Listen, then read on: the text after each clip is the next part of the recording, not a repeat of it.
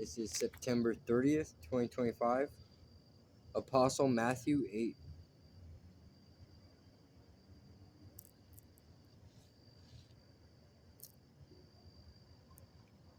The teachings of Jesus Christ.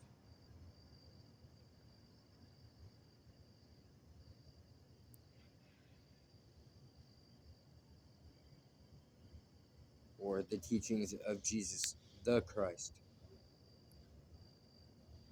Large crowds followed Jesus as he came down the hillside. Look, a leper is approaching. He kneels before him, worshiping. Sir, the leper pleads, if you want to, you can heal me. Jesus touches the man. I want to, he says. Be healed. And then instantly the leprosy disappears. Then Jesus says to him, don't stop to talk to anyone. Go right over to the priest to be examined, and take with you the offering required by Moses' law for lepers who are healed, a public testimony of your cure.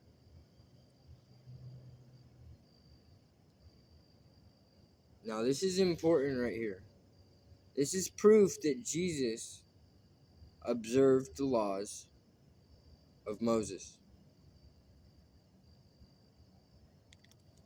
He did not come to abolish the law.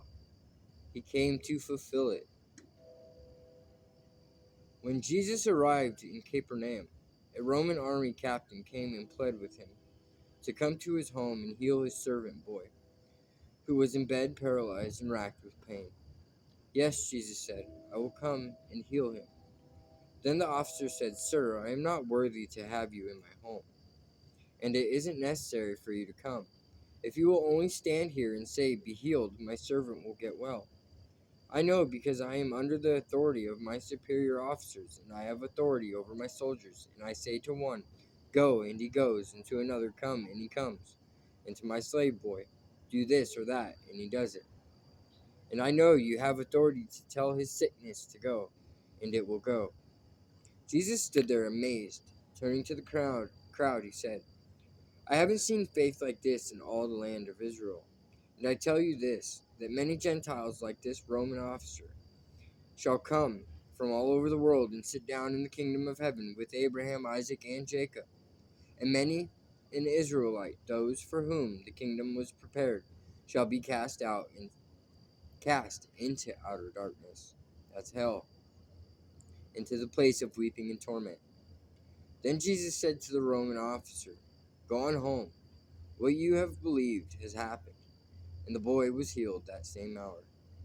When Jesus arrived at Peter's house, Peter's mother-in-law was in bed with a high fever. But when Jesus touched her hand, the fever left her, and she got up and prepared a meal for them. That evening, several demon-possessed people were brought to Jesus. And when he spoke a single word, all the demons fled, and all the sick were healed. This fulfilled the prophecy of Isaiah. He took our sickness and bore our diseases.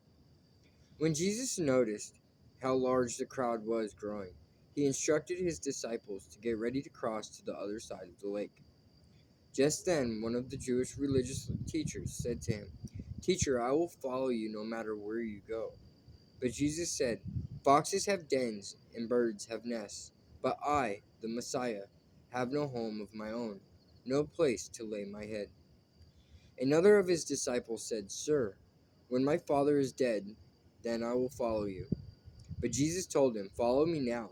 Let those who are spiritually dead care for their own dead. Then he got into a boat and started across the lake with his disciples. Suddenly a terrible storm came up, with waves higher than the boat. But Jesus was asleep. The disciples went to him and awakened him, shouting, Lord, save us, we're sinking. But Jesus answered, O you men of little faith, why are you so frightened? Then he stood up and rebuked the wind and waves, and the storm subsided and all was calm. The disciples just sat there awed. Who is this? They asked themselves, that even the winds and the sea obey him. When they arrived on the other side of the lake, in the country of the Gadarenes, two men with demons in them met him.